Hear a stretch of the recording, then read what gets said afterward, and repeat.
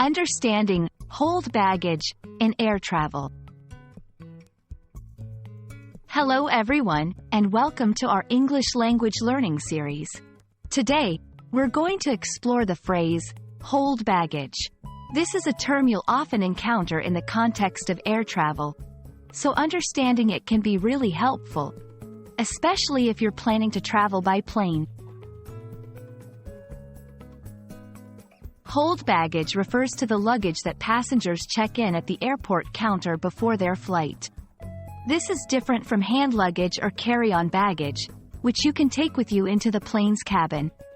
Hold baggage is stored in the airplane's hold, an area inaccessible to passengers during the flight. It's important to know that airlines usually have specific size and weight limits for hold baggage.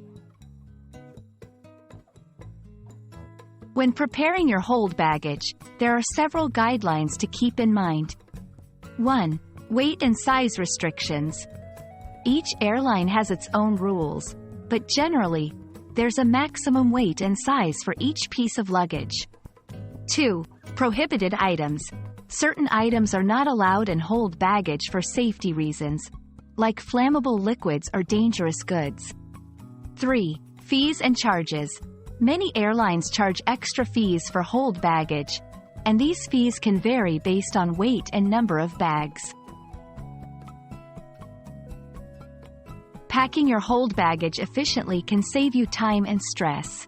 Here are some tips. Pack smartly. Use the space efficiently and avoid overpacking to stay within weight limits. Secure your baggage. Use a lock and luggage tags with your contact information. Check airline policies. Before packing, always check your airline's specific baggage policies.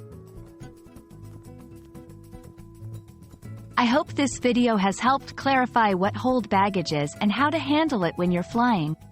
Remember, being informed about airline policies can make your travel experience much smoother. Safe travels and see you in our next video.